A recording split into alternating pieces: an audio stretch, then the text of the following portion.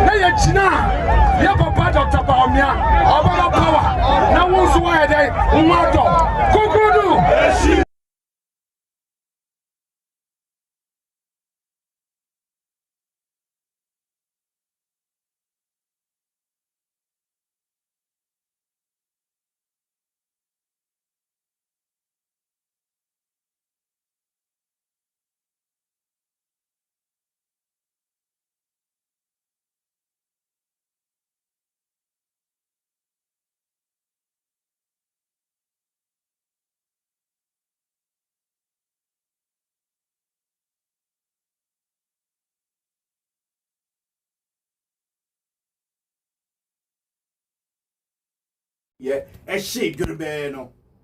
Now a fight against Galamsey. Then yet me as of mine. Ye suya bibi afrim ana ye suya bibi mfrim. Etna wie me no bedin komo na mabisa amajo adwenkyere e wo dwumadi no so se. Then ye nye as of mine leader ben ye hia as of mine a obetumi aba na orden hihye papa egu akwam ama the fight against Galamsey yetumi atu ase e wo Ghana ha. Ana Galamsey ne kono yebetumi yakone yi ena wie me no bedi nkomo afa issue kase e dapono so eye democracy under attack demo a ekoso mebisaw na ma engage we bisaw say currently Ghana as we live ye democracy no eye under attack ana ye democracy no basabasa bia ba ho ana you think say currently the democracy that we are practicing in this country no okay, so there was no need for NPP demonstration on here and no. And now you think say the NPP demonstration on here and no, there was the need because democracy here was here, you know, a shaky a baby person say no, and until say NPP demonstration at the chair at the register of displeasure na way any many more any ebedi home come. You must also didn't come on here.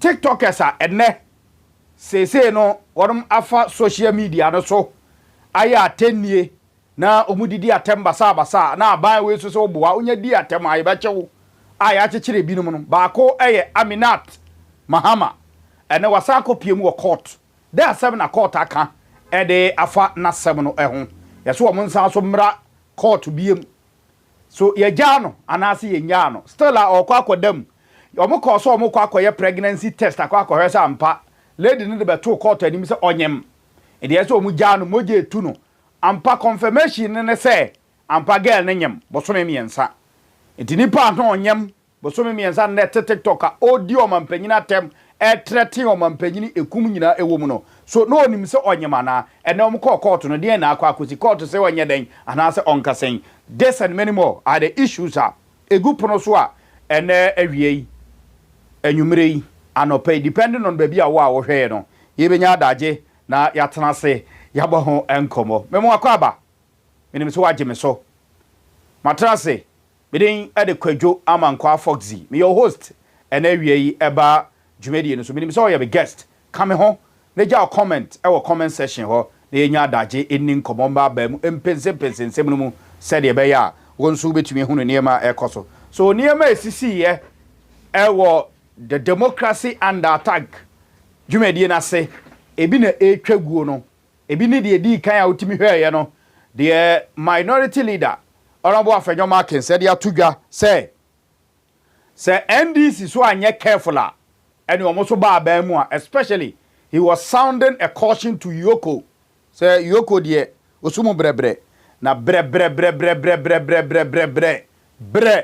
na 2 minutes sa ene ensem besi wo krum ha so say ya de ba chekire ya man no bema NPP ni NDC edi ye preto saa yenhwei na yentimi eni nkomonti ohwe a video no na etwagu no na it got to a point duru baabi na afei demonstration aye mungamu na aye between police service and afei demonstrators no preso because na demonstrators no person mu pushi police force say ye makwan nti ye be mu ahunu some chaotic scenes a course so e demonstration NPP say omatimi anya omo target they no more pen number no and I said numbers no omatimi achieve so these numbers obu pia abontene no do you see say enough most of them omo buy no do they really understand they na ekoso na say and I say because ena adwuma ni honti no obi apie bi so ono so ba be demonstrate bi aba be di akire bi kosi say omo pie ye omo de demonstrate na de ye wo mu a ono bo Afenyo Market de atodwa odwene ho a onte ase ye de say aban a eye NDC aban kakraka wo ho nyina no omatumi anante from Supreme Court aba be piem e wo Jubilee House and as a Flagstaff House animu na obi magi omo petition mfa nkomo mampanyina o ma anya obi a maame nana ya adwantoa a oye presidential staffer ono nko oba kranka o de kranka obi kura ni nachi na omonka se o ebi ampanimfo akuku dambia ba bagi petition no nana ya adwantoa and a begi petition no Afenyo Markin say what a disrespect kese pa na me sure say standogwe no ni ho kane nkanere emse nka asema nke besi wo ho no ke hu we ni e betrans na ye di hu ho kame ho na ye monkom oste be Martin fidie na chi once again we din e de kwadwo amankwa Foxy ye ntinsim na ye monkom. Let me start from democracy and attack demonstration of course one. You see the motive behind yema course we nyina na say se achechire koso ya de nkrofo bebre gina court a ye bo mo kwadu se so ma ye bone ya na mo nyai chama wuntumi de already wo da fia se dada the NPP person mo kan nyina ne se aban we tata wo mo nkrofo aban we sisi wo nkrofo aban na chechire nkrofo free speech ene aban we person wo kan nkrofo anotuma o man nkrofo nkasa and to omu ye demonstration omu wi a ombesa de omu petition bi e de command the international community for them to see what is happening in this country but ma menka se mi fanchiro is he chrome high won wo until see nyina ba gia tum se ye be ka no kro ye nyina ba gia tum se ye the right thing no sa niam we say ya ne besiti. I agree with the MPP perfectly say won be demonstration niam bi ikoso chrome ha na nya won be demonstrate etia niam a ekoso a enye papa no but yen kan okra so nkyere damfo esan say you cannot deliberately na otewo say o kotena TikTok akwa did you be atem na then you expect see be jaw say ko free all in the name of free speech. Is that how we do in Abrochire? Sabi you as Okra no started democracy, practicing democracy over 200 years. Echiro. Omo kra no mo ti democracy ase no. We are sure say obi betumi afa phone na watena nanim na akọ TikTok live na odi ni mampanyina tem anas o kasete ni mampanyini. You can disagree with your president. You can disagree with your chief. You can disagree with your MP. You can disagree with obi or your leader. But not to that extent. So if MPP is demonstrating, say disagree with you on that. But where I agree with you, I will tell you. Someone say, yeah, chichi obi, enti, money abaye ne nya adwene a, ye nyina ye ntena se ne analyze. You see, in solving problem, no, we should all come together as a nation so that sadie we to betimi atwa. And yes, I am telling you, this thing is not ending today or tomorrow. Sa atemni die, ende ne, ende ochena. Fast forward, hen ye kosuya sadie we free by. It wasn't part of our culture. Hen ye kosuya free ye. Even though say ye kan adwene ye demonstrating ye nena demonstration by. But the way Ankrofo TikTok and Ankrofo social media edi atem. Let me start from the NDC as a political party. You see, ye cannot crunch down for me and say them for adwene. Me cannot crew. NDC cannot say they are sent because they benefited when the days of Kevin Taylor started Jumedia Odi started our TikTok started our Facebook. NDC were benefiting from that thing. So when anything wrong about that, they did not. And at the end started here, say yentina social media, yentina Facebook, ne yen new obi atem. It started from that era. Oboa meboa ka chem za meboa. E ho na start free yo. And ye started ye di nkrofo atem, ahemfo ye di o matem, empanimfo ye di o matem, ye kan sem wo krom anyina. NDC did not say anything because it was benefiting them. Ye babedru era ya NPP enso ko opposition no. When NPP was in power, na saade no mutia o kai se bire bi bai e ma hope si adoye no nyina akra be ka kire se wo mo fa play akwa burochire akwa Twini Jonas no maba because that time no Twini Jonas no so started saade no started di atem e di mpanimfo atem in telling Ghanaians say yenye ye kuro ye doesn't mean so betumi agina ba bi no di mpanimfo atem se mpanimfo agimi wo me hwese de abrofo ye omukuro. Yes, you can tell your mpanimfo say dear abrofono ye de yensu ye betumi ayebi dear enkrofo ye o mama ne yensu ye betumi ayebi, but you cannot use the same medium to insult your leader that you want him to do the right thing, at the same time you are insulting that same leader. How do you expect to get that right thing? Unyada it when started here, the genesis of a 10 year nyina Kevin Taylor and Twini Jonas no and started saade no okroma e dim penifo atem ekeka o madwene e de kire penifo okroma a obi antimi ankawe me boa ka chem sa me boa and obi antimi ankawe ene e ba era we mu no so no enkrofo bi a sebe omo maami ni bi omo papa ni bie enso aso fa camera e de esi o manim se ye be di atem ye be kan adwene sebe obi bo sa waka se wo kan adwene a o ntiase ne unkire mu wo me kan adwene me tiase sia sa me kan adwene. Have I insulted anybody? Me ni obi atem me come adwene. What I think say ya o man betumi afa into my pefra. That is what I'm saying. What ya morally you betumi say yes we are Ghanaians.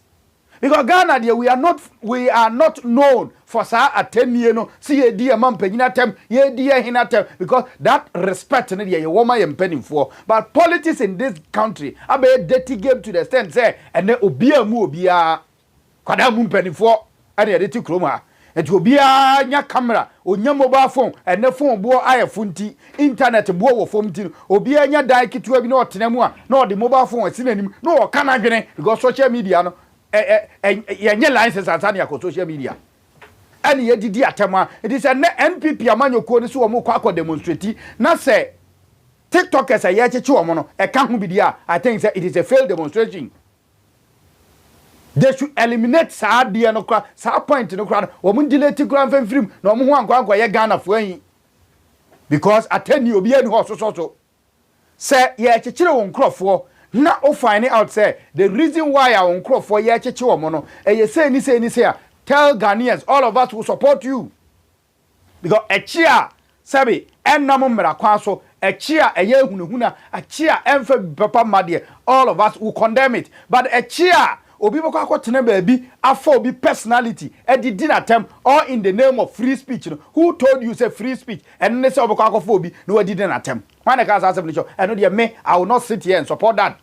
It is a portion of the demonstration na NPP for called in there say na baabi wom say enkrofo didi atem ene ye kire wo munti no saa na tie dia ye kwa demonstrate a e demonstration hunu because be any horse society meaning say if members of the party nankasa party mpanimfo ane omudi animu call demonstration nkra they know it very well say obi any obeso so say yemfo obi personality mfensi wo ne anidi na tem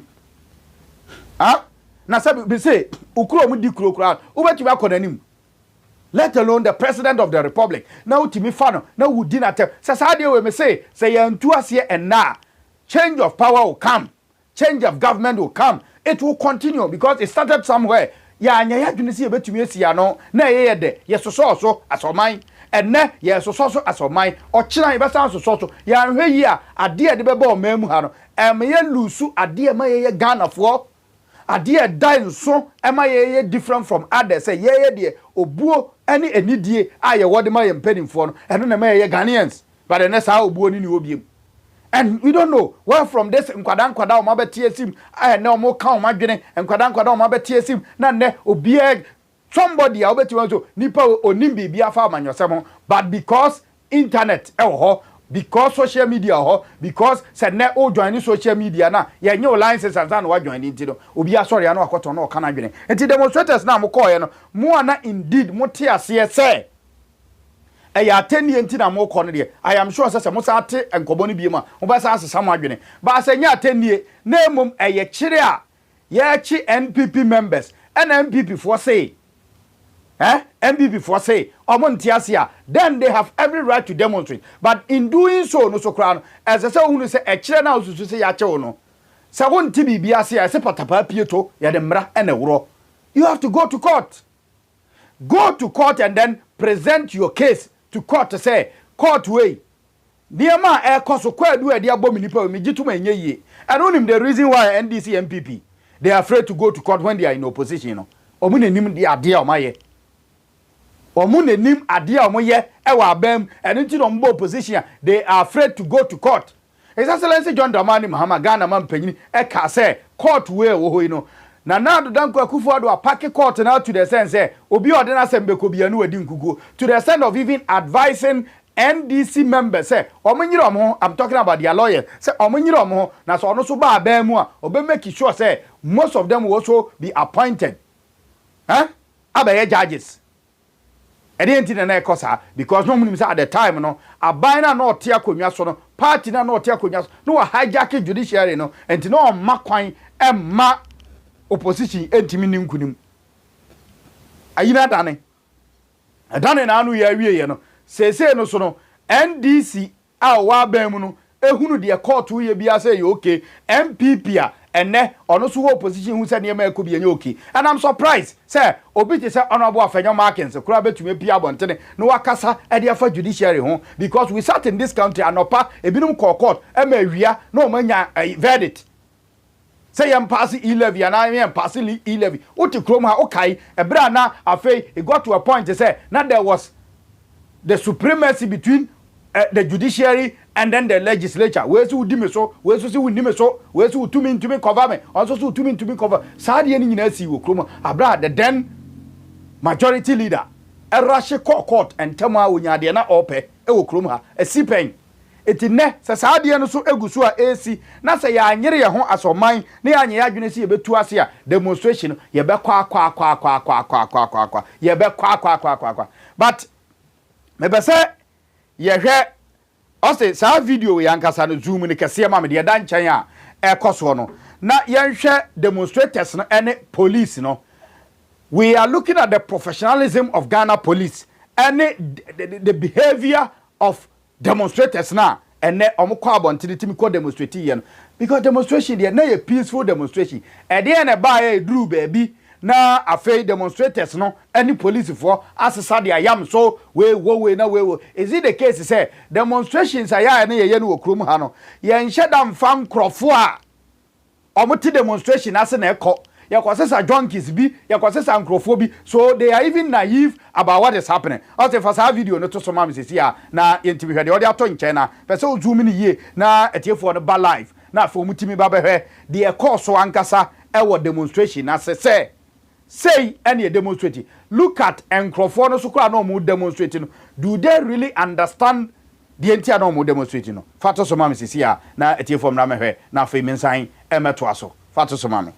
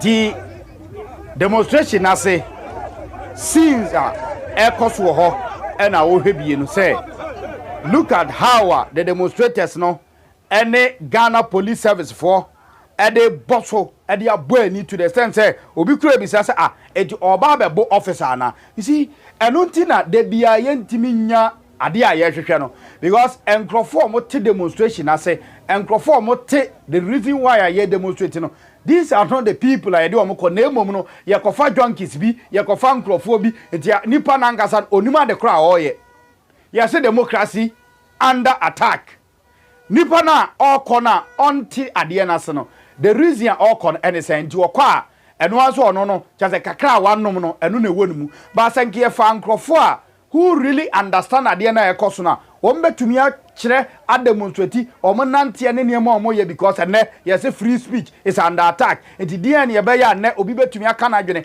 but obi ka na dwene na nkire se obetumi aka nsem bia ense na emfata eno ne ade a ene ekoso ho enti ye besre these two major political parties who are dominating Ghana and say so man say so ma dwene ne nyina ya ntimi antena se asoman ne ya nkan ho amom so okay ya ye bieye baby ya beduru de ya ye bieye ateni o say ye ya chi o si ya ye we o si ye be chi obi a ye mfamfam mra kwan so ye mamra no eni ya temuofo no so no edi asem na omo so hwe bonkum hwe nifa baby amra ne da no omo mfa nto pepepe se de be ya enne ye de obi kotum 20 years ye de obi kotum 10 years a obi ntumi ma emeka sentia because ntumi ma so de obi batum 20 years obi so dam 10 years a ne agya ho no so anase de obi so ko eba sa e mansem ne ye bibibi nwonwan sa demonstration zi e be koso sa and yes a send bad image e dia for my Ghana ho danke ya da so no pay you think say the demonstrators no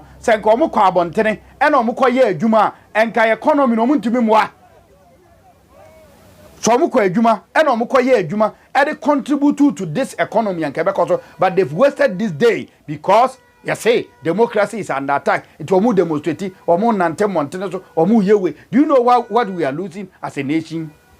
I don't know person I am surprised Ghanaians ye ready see a bit to me ye ready see a bit to me am I minor calling him bisa unu anoma mo ama no say what are they going through before I ever bus set isu se sia oste be di madanse na me obi di nkomo from Libya waso akwatena Libya 4 years ohun oba na ho krada onya kekeke anko beye But okofan he no aye.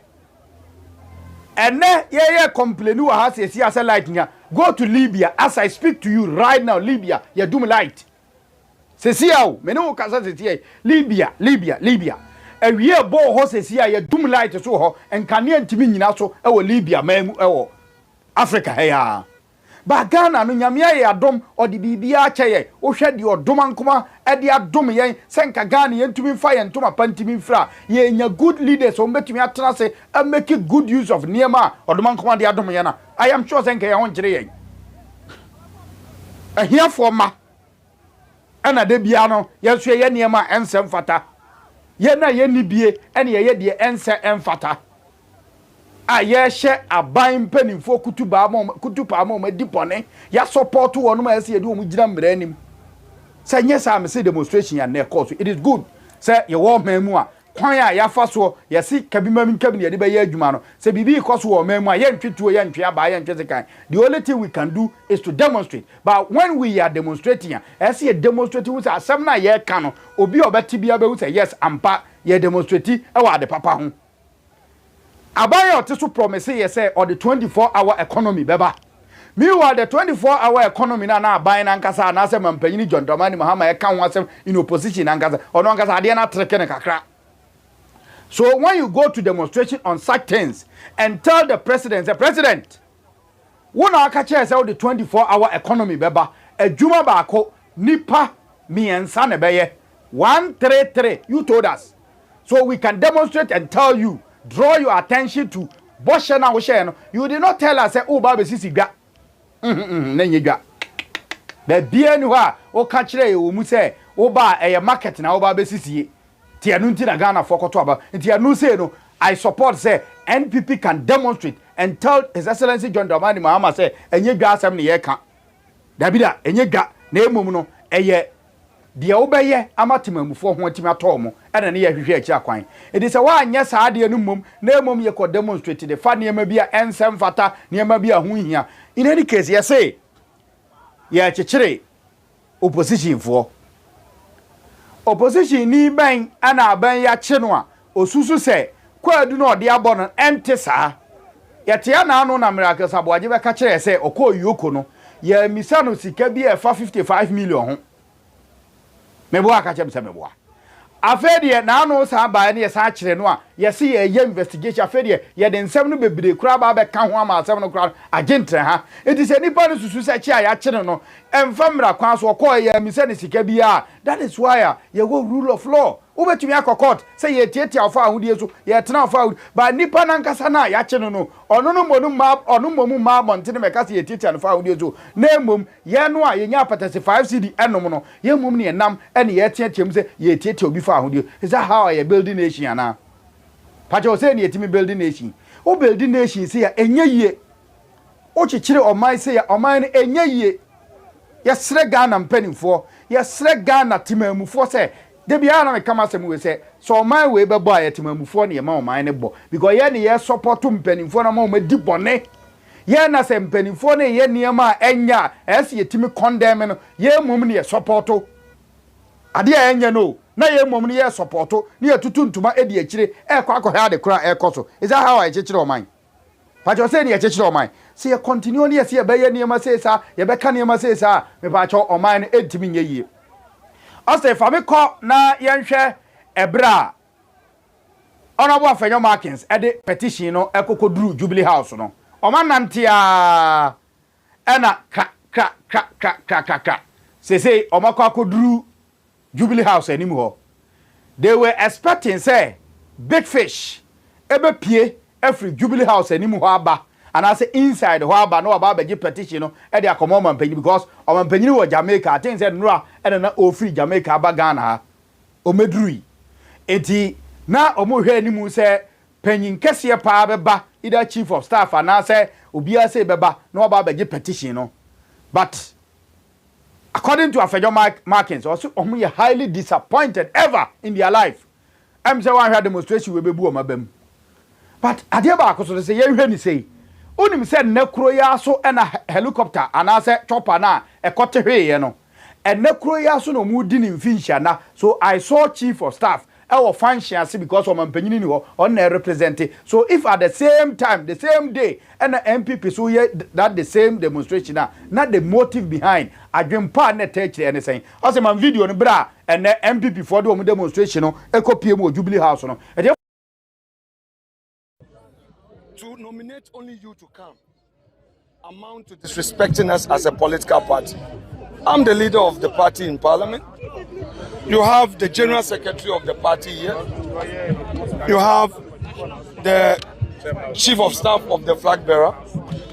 We have the chairman of the Constitutional Affairs Committee of the party. Members of parliament and the leadership of parliament are all here. But to disrespect our democracy by only nominating you to come, like I said, with great deference to you, it doesn't match it. So it means that the government does not even take serious the grave issues before us. That notwithstanding, we are Democrats and would want to respect. To nominate only you to come amount to disrespecting us as a political party. I'm the leader of the party in parliament. You have the general secretary of the party here. You have the chief of staff of the flag bearer. We have the chairman of the Constitutional Affairs Committee of the party. Members of parliament and the leadership of parliament are all here. But to disrespect our democracy by only nominating you to come, like I said, with great deference to you, it doesn't match it. So it means that the government does not even take serious the grave issues before us. That notwithstanding, we are Democrats and would want to respect. To nominate only you to come amount to disrespecting us as a political party. I'm the leader of the party in parliament. You have the general secretary of the party here. You have the chief of staff of the flag bearer. We have the chairman. Petitioners no, demonstrators no do petition could do Jubilee House anymore. But young can cry. Avenue Markins, as I'm not kind, no, what disrespecting woman no. I'm telling you, let's face fact. Young can cry. Say, Avenue Markins, sometimes wakaka been some the way away in the Ghana hano. Ya tobo asekaka. We've seen minority leaders, we've seen majority leaders in this country. But say presidential staffer, eba beji petition. Na waka chire ne say, na munim say ya sumani papa bi na amana ba beje. Per your kind interpretation no sa na opeso chire say nipa na nka munim se mo o ba beje petition no na nye na ya agyanto na mo hwe animu so ba beje petition no. Therefore, we disrespect mo. But petition no na nipa na mo peso beje ana say mo message no na mo pese get it to the president. This is what we should be talking about. If indeed mo message no and na mo pese get it to the president, the obeba beje say edru ho. Unless e be a person ka chem say be nipa na obeje ye no. Sabi or truck pusher and no free baby. But maame no presidential staffer. So if she has been assigned, so no may receive petition no and fankwa. The only thing you have to do is say you have to do a follow up and see say petition no obeje ye no. E kodru ya na say ankwa kodru. But that choice of words we use the tia maame no. I am telling you say senke ye standogbe. And a badges are petition where I'm telling you because okay, the last one be a course no stand over in a badge petition no give you no in my the my man focus petition them say gate in you have Nebeka. But Mamia badge petition come and can one say be oh fine make sure say at the end of our badge no I come and penny inside. That should have been the best way. But to express yourself in this way, telling the woman, I say, oh my woman, I feel say, on your be a keke. Sani ma when you say no, and politicians, I don't really understand. Mentemas you. Sani ma we say the tit vote so. Sani ma we say the bua bem. Sani ma we the man ko focus MPP. Moya kesesem. Sani ma we say the ma MPP. Obika so and moya clutch for nkwando do bibia moya mo akesesem because sa niema we say o ka kire obi a etime to vote so you should have said that. But in a nice way. In a nice way, and then tell them, who say yes, that is not the right person. We no man, but in the face of the person, now to be humiliating, say, I can't say the chrenwa. As a person just on yenipa on sem fata, and obaye, ebabeje. But Ghana had him say, Encrophobi say, Nanka be a yaman yourself on Bewremo, Nanko be anti mudida. But there are some people who are not our yourself and my tea near two mudina, and son of Mobile Raman yourself. Dear Samu, ya na near maybe how the way we see addressing Crawford and the way you look down upon Crawford. I told the beer a 10 Crawford vote. So now, my Mimisa question, we come to the comment section here in Ninko. MPP say, and ne Nipo Muhunu ye demonstrators no Mupi and each say MPP ye. MPP ye. Una asu ye base yo, una asu ye CPP yo, una asu ye hoyo. MPP for say, nipe PA in their numbers, let's say 2028, they are coming back to power. What is also your thought? Our comment section was say, and the demonstrators ye PA you know.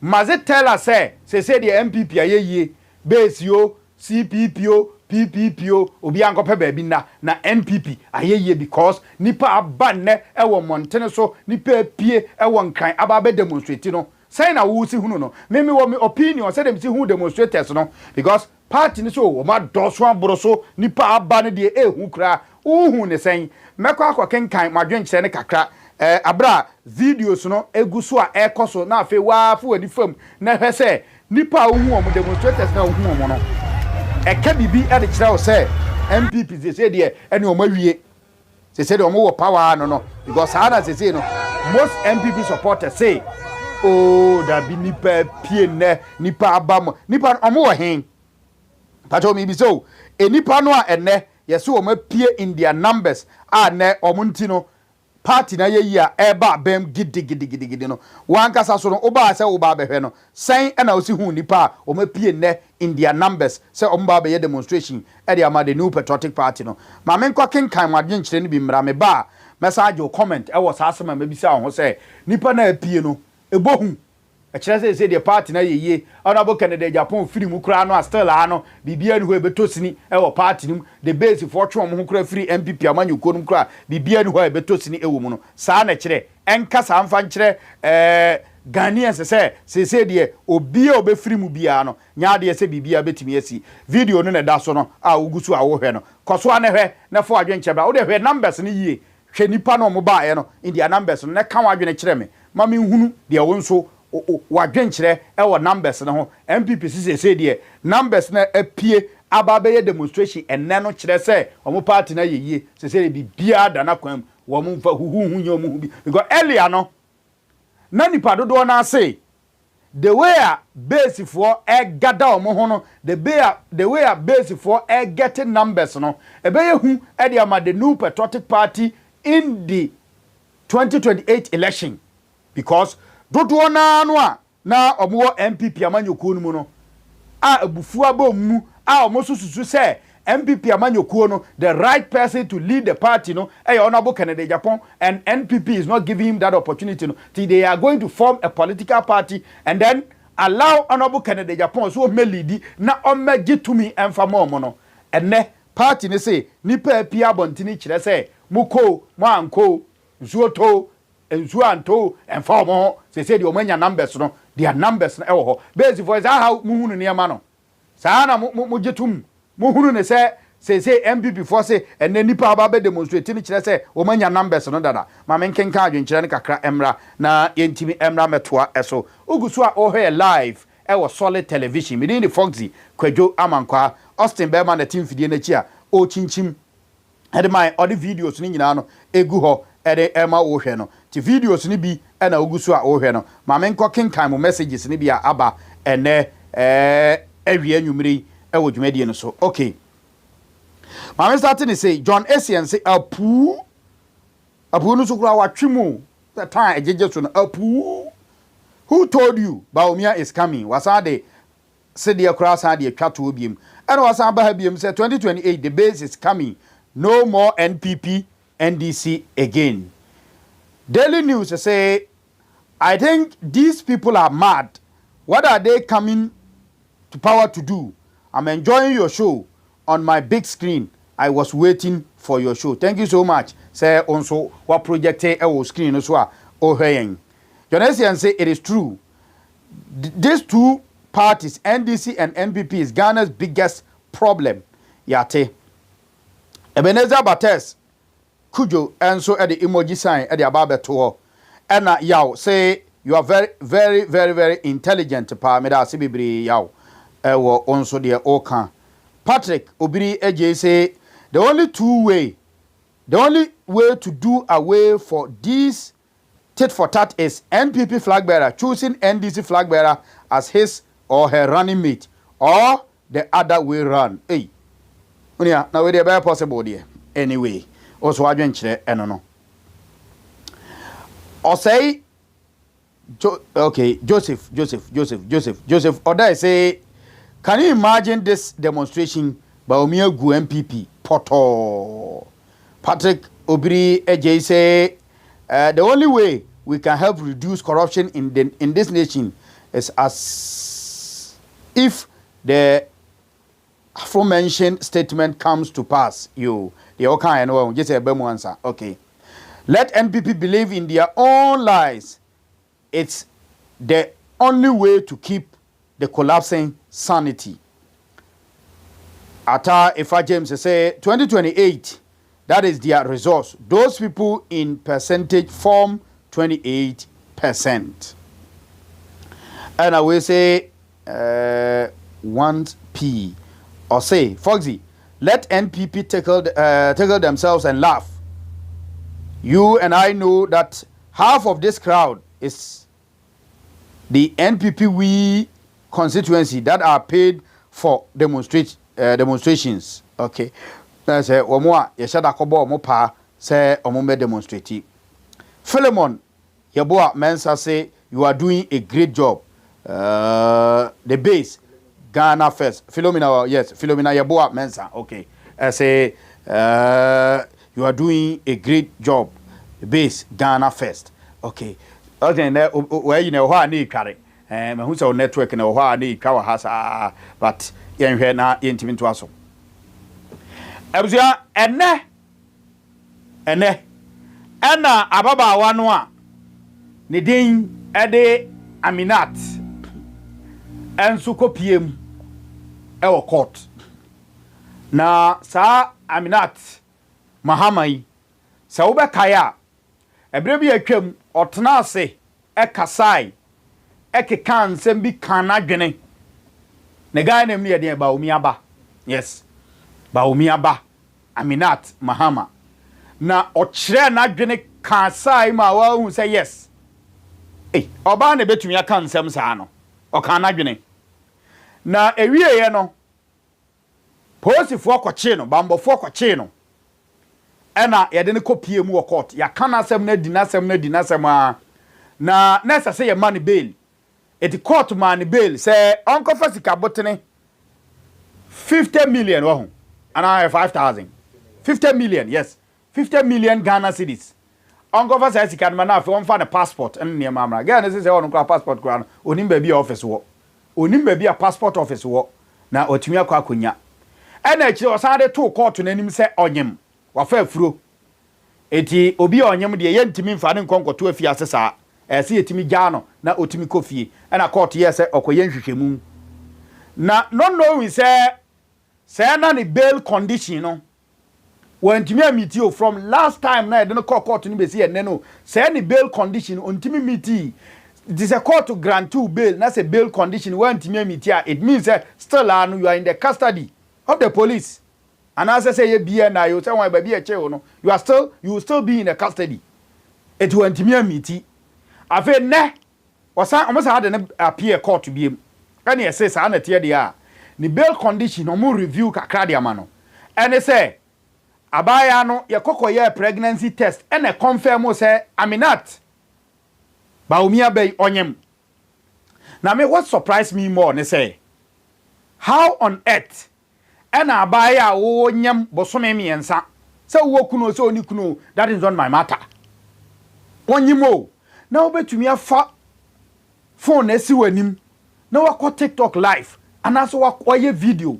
edidi o man panyina tem I still mention and tiase you but what tiase or comment section na we ka je abaya wonyem o onyem bosome miensa it is at the time na we na onyem bosome ba ko o sa onyem bosome mienu o obi a wonyem ana na onya awe sa onyem ena otimi tena ase efa camera si nanim eye that video edidi o man panyina tem no onim ana se onim enti na omko pie mu o court no court say onyem ampa dia ni bail condition no omagumama no ego omagumama ne se passport sem na be pie mu no ye ye no de afrim na emom no saa 50 million Ghana cedi ai dia to ni ti so say onko famfa mra no ana se eno ene bail condition no ontimi meeting no so otimi meeting dia ene obekọ fie na somewhere September wasan so aba court bie na afi court ahwe no otimi adi na sem but me no wo kasa se see that 50 million that lady has not been able to meet otimi resist as cano eno na me bisa say enti so yo obi awo unim se ye kire wa ontimi nya such amount of money even yakase bia for 20,000 kraba me nya sure say you be able to meet it enti why na wo kasama no pajo Aminat una mi bisa say why na wo kasama no ono na soma I am sure say Dr. Mahmoud Bawumia nyo na soma say kodidi atem no I am sure say NPP people enyo mo na soma say kodidi atem no nti ne a wa kodidi atem yi say eba amane no wa na wo face what them egusu them because you have not been able to meet that bail condition. Onwo amanyosem se wo follow na wa nsua nyansa na yo wadwene se de bia obegimi a saa na beto. Niema atiti say no say ya na beto because se unim nyansa wa obehu se unim nyansa nipa akoye adwuma de ma no nipa osoma se kone kokoye adwuma ne ma no sa wo so ono na soma wa ade na bail condition duru ye no nipa ntimi nkonko certify bail condition inform it tells you say on support ade na wo ye so tiktokers mo te social media mo di atem mo kan sama ensem fatan if care is not taken one day when you are grabbed say gegere ya wo ba mo bo okrom ha o wo ba pagefo nso unya gefo wo ba peso obi be kan wasema ma o nkan fa ma because I am nwanwa say wo abaya wonyem o hebe bia ni sisi bo ni sisi ten se grawa ba bia ni sisi bo ani ba bia ne kon hwe yes na anim dua de efe mo na mo ka me de nya ho na me hwe but I'm looking about the character ikura sa abaya am so wo fa it must also portray o character ikura o but the ne wo o court no wo de raincoat to say jacket to say dio wo dia kata wanim nyina na coronavirus ni wo enso de nose mask agbo hene umpese obi abehu na time na wo di atem no sa atem no na engrofo na wo de ade kata wani ana no wan fa ade ankata wadi se ninja ebra na wo di atem no sa abra ne de ohunu se ese se otimi yi wanim na otimi di wo panyina atem otimi di mpanimfo atem ade ye me ya ne se wonu a wo kasa de ma omo womo a wo di atem ne de ma omo those you thought say o me support wo da hia dem no 50 million ne da ho no kogibra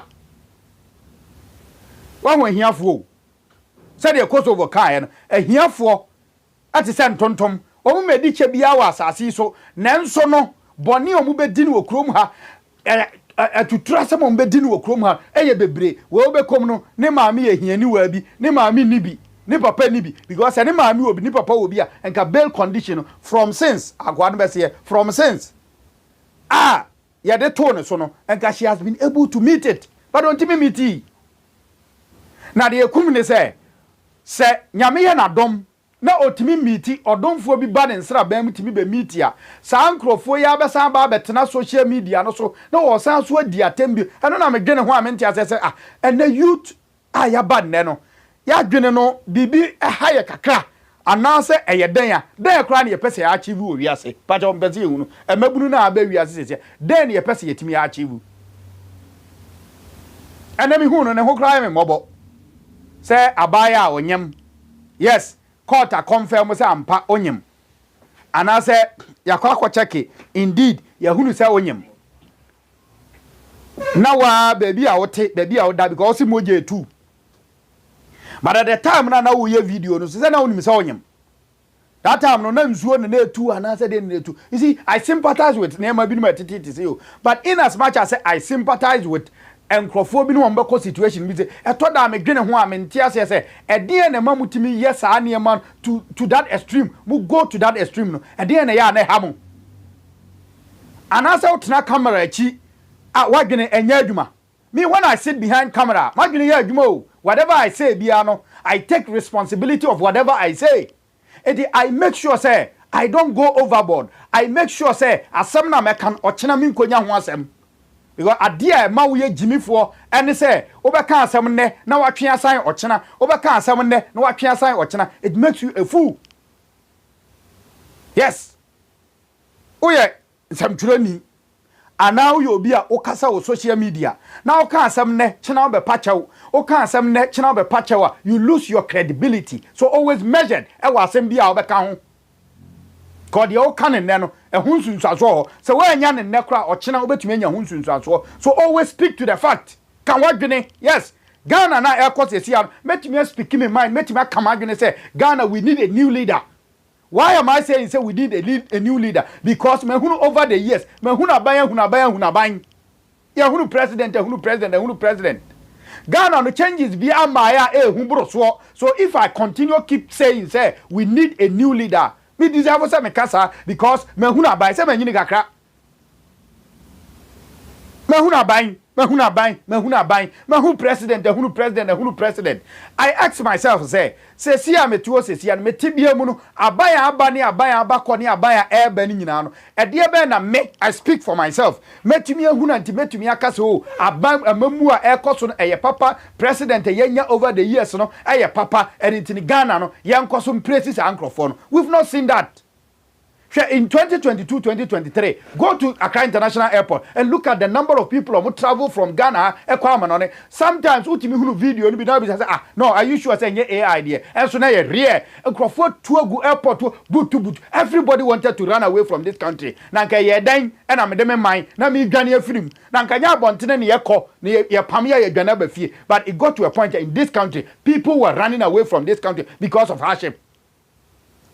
So do you think, say, I should still entertain him, sir, leaders here, atena yeso, young hunun such a bia, and the chronomo diane. So if I speak my mind, I am speaking my mind to say, yan tuaba, and your opinion, obetima be do a mind so, opinion, obetima making good use of resources, or doman quadia domain. Opiniona obetumi ne hyehyeye gu akwamu a enne gold aye wono wo ye mamu ha over the years ukọ Johannesburg ometumi ayusu omu gold no etumi de akyekere oman na nso ukọ oboase a asema etimi ka fa oboase a ne so oboase kuro ni tesoro etensu ani saa na efro oboase o etensu ani ba ko Johannesburg omuso tu gold ni bia omu de ometumi akyekere omu man no ama kuro na ye kama ba ye de asema abeti afa oboase wan say oboase kuro ni ye didi ase anyina o kuro ni sensen soro keke da kuro beji boom pe kwase asem tenkwata asem anipa o ye te o mamu ano ade a ye di fa ye kuro a gold wo mu no adanse ye di fa ho no se kuro ni de etete ani o ye didi ase anyina ba ko Johannesburg omuso tu gold ni bia omu de ometimi akyekere omu kuro no etimi a build kuro na mana ye is it not because of leaders papa ye nyanya ye di and am ye wo ba bia ye wo no so wo ye TikToker now ko tena social media now your opportunity say won so be kasa know what to say. You see na mo fi say adwuma no say oso utimi kasa bia no ano no nti oso no wo ye journalism ana say oso ye broadcaster ana say wo ye den. I don't get it. It is one who ethics a way adwuma no mu one who nyansa na wisdom obetumi apply to adwuma na da bia say ya na abeye obekọ akoda fi ashabra moje tu. We should learn sense. We should learn something from what is happening these days. Minimbe bi kra saade we start ya se sia all of a sudden no e man nyina do mu na nka makra da amanyosem de mo pe ne da ben. Pato ma ka amanyosem ankasa mainstream politics na ankasa no enka da ben na ene e ma be peye to the stand of said ne e ma enso engage omo e wo insult politics of insult da ben na ma so do omo be jim. Ndi aminat shaden yako nyame mboa na ye mompa ye mawo se nyame baye wadom na obenye odomfuo bi a se sika na ede ato so no nyame baye wadom na won se timi aka na ofiri mu fi a ge na ngasa menye so obetumi asesa because senka wahwe ni videos ni bia ye de ne kokot na oba otimi tu koti unim koti na minim emza saade no kwase judge ne sa hwe kura biom na mse okaso onyem kura judge ne nyintum yabi okana dwene ase se oye zongo krachi o se die yo so ye zongo awuraba so ana dwene se ono nko ana che se zongo ani adin woni mu o se die yo mente de o kana se Idi Amin kura akọ na Aminat Idi Amin ko o se Aminat eti wani adin che hwan wo akokoduro che hwan emma o mabba politics mo mani adin wo Ghana ha no where are they now oboy o hwa ma hu mu biem eti wo ne hwan a wo momru betimi aba be kire se wani adin boro so wo betimi aka wadwene o se meka se nation no we've gotten to a point, we've reached a point NPP and NDC, they should come together.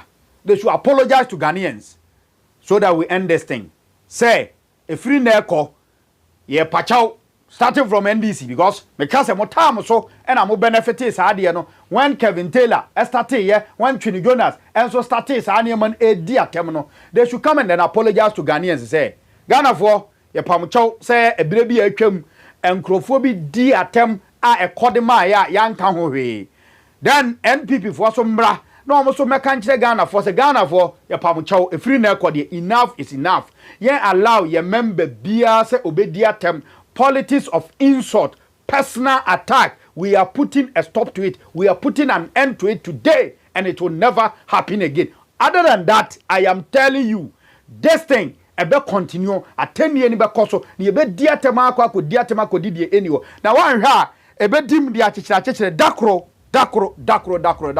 e the boom beba Ghana because achichira ni be koso ama afi be duru ba bi no demonstration be tumi akoso afi obon se na akwa jinsem na akofa oyene e de aba. Let us continue enjoy this peace asumdwe we are enjoy no enye sa na ba bi enya no because there's no country a democracy enya adwuma ho a ubetumi a demonstrate democratically omaya democracy enimu no ontimi nya opportunity and nante se me ye demonstration. It tells you say even though NPP demonstrated today, our team and Abotaye that's when they say democracy is under attack, yet they were able to demonstrate freely. It tells you say we live in a country, such a beautiful country, counter democracy here juma wum enti momaya mo by how to sustain it, how to maintain it. And only idea is yetimi as a nation na Ghana tumi fa no tuma pefra unua bia watu kwa ama no oba bedura Ghana no ja hokọ ya na democracy ye adwuma Ghana no ja hokọ ya na kabima minka bi ye adwuma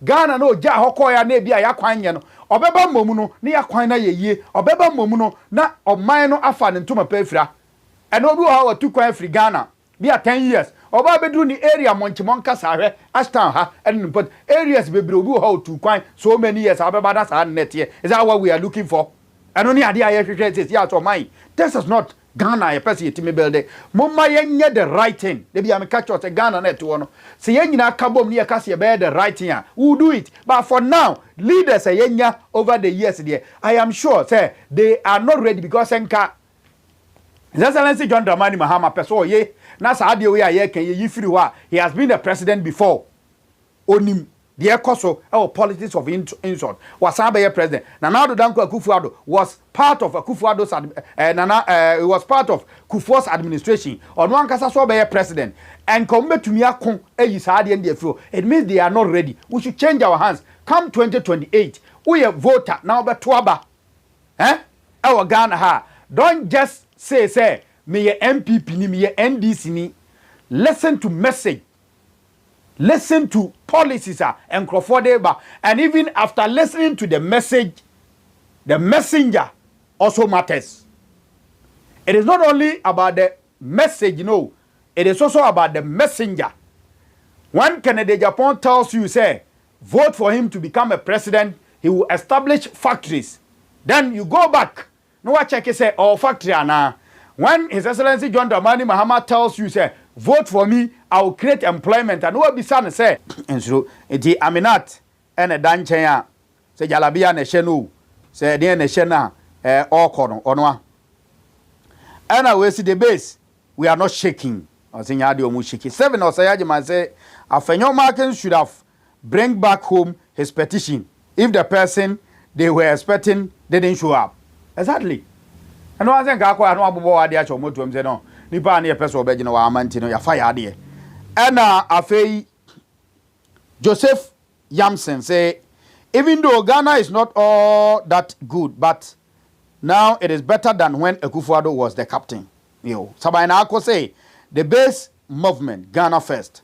And Sabina Kwanza baby must say Foxy, good work done. Me da say. Kwakudia I say what has her appearance and feature got to do with the subject matter? When was the last time you talked about Kevin Taylor? Okay, Kwakudia NABC no. Yo, mate.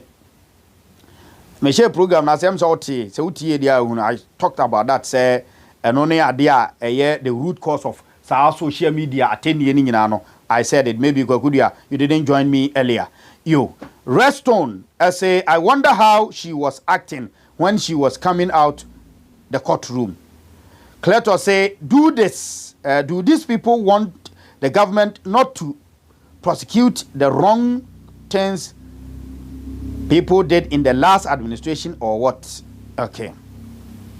And LT Chad or say Johnson Esiedunketia General Mosquito for president, Samuel Okudzeto Ablakwa for vice president, Johnson Esiedunketia for 5 years, 2029 to 2032, and Samuel Okudzeto Ablakwa for 10 years. And was signed so BM say Johnson Esiedunketia for president. Okay, say that's the same. Always royal say aban papa aba we enso ye always royal ono so ne dia ode aba ewo dwumedie no eso no Solid TV ena wani gusu awohwe waso egusu awutie no koso ne fa message bra koso ne hweyen na onso share na program no entimi enko live azara de besi no me dia futu ena me de bema afutu ena me de bema Ghana fo a nyame ya adoma 2028 yebekọ akoto aba NPP say demonstrators appear bonting in their numbers. Therefore, PPI okay at the moment. So it means if care is not taken now, yabasa akwa say NDC aba, NDC sonye tiensa ankofa NPP. Sebasa your conscience baby say, then what was the sense in that change na you know? Se Ghana for se ye koyechi ni ye baye nim ye koyechi ni ye baye nim it means say yadwene e higher kakra. So what we should do ni say now se ye Ghana for na ye tena ase ni ye se MPP nye ene ye sesa NPP ene ye de NDC for aba ene NDC so aba ene ya Ghana for ni se NDC so nye de a we must find an alternative. And yes sir ye be suffer say ya o ye be complain say ya o. These complaints that we are complaining today, the hardship that we are going through today, it is not the case say yenko mudo ya komuda ya hunubida ya tibida a sipen say ya say where ya de to yaba wa Ghana ha e be continue say ya say means ya de to yaba na ye nyai say as a sika na influence bibia ya sika Ghana ni hunu sika as a convo election money. Se Ghana ni hunu sika bia say that abontene kura na ni nye kuruku ba Ghana ni hunu election money a obaka se beifo kuru etu oji sika na sika na influence the decision etu okwa onkoto aba no for the betterment of this country na emom no for ono personal gains. When we continue to rely on our personal gains one more muti ama hodo so one more muti obi ma so no ask them say senka ama hodo no e rely ama hodo no emumanfo no e rely on mo personal gains enko mo kuro no nya se de kuro na sia ya e na obi apeso okọ Canada obi apeso okọ UK obi apeso okọ US obi apeso otuka akwa ama no se enko mo continue to rely e wo mo personal gains enka akwa goduru ba bia yedu no se ye koto aba don't rely on your personal gains. Yes, it matters because it is you first. But looking at yourself, now I extended across the larger picture and say, the mimi, Austin soon the same thing, and I will soon the same thing. But if I say, a men kwan menya, name of my from Concobra, it is not a nation building. Yes, I agree, na Ghana and to me fan and to my penfra, na o mino intimate any ye. Ya now I say, na yamfa unsia, but I see baby say when ya daje, na what to me a haying, what do I venture, and so a day abba, as Kido say, Forget that. Kwakudia is NDC man living in Hamburg. You, Mate, when I say, Ebebre, Onosone dia, or de Abanono. T. Austin, Mammy for birthday, Emfa, Entum, na a fee, Yemfa, Jumediano, Anka, Embrane, ye. The Biamacacho say, yes, and somebody, yes, I yes, ye, then a be a sign where chili. Mammy for special happy birthday, amount on solid television. Memfa special happy birthday. Emma and free solid television. Miss Nancy Kufuor. This is a birthday which coming from somebody so special to you. And he says, you are a special angel, my strength, my support. And you are also the gift that God has blessed me with. I promise to love you forever and ever. And I wish you a very sweet and happy birthday. May all your dreams, aspirations, and prayers come to pass. This is coming from somebody so special to you. See you, Eddie Music, wishing you a happy birthday. And also from myself, wishing you a special happy birthday. Miss Nancy Kufuor happens to be a nurse on this occasion. May your aspirations and dreams, heart desire, come to pass. Enjoy yourself and enjoy your day. Happy birthday to you, Miss Nancy Kufuor. Auntie Ness, Ohoya dear, Yamisha, na Omo Wodano, Intimi and Konkai, Emma, come pa. Tino, how do you Mr. Gemfi, over Belgium. Mr. Gemfi, I know, every year, no pay you, also Michelle, ye, papa. A very good afternoon to you from Ghana. Yamisha, now on your case once again, Austin Berman, and a time video. Timi edit videos no edit videos ni nyina toto so ma otimi hwe na kama men so am betna ha edit dwumadi no chia me medin edit kwadwo amankwa Foxy mede wasia nyame ya adoma ya on fancy NDC for you. Yes. Wow, 2020. 2016, wouldn't vote because I was in Ashanti region. Yes. 2020, Mama Ashanti region. How many votes? And I'm losing. Okay, will be all good party. And I want to be anybody. Want to be anybody. Only good NPP party. And I'm who America and I'm a good party. No, but I'm only here. I would have won. And I'm a good party. Wontumi and 4 Northern Regional Chairman, voter Regional Chairman, have turned National Council into hooliganism group. Who call National Council the highest body of NPP. Now for 2 Wontumi and the Bro for 10 times.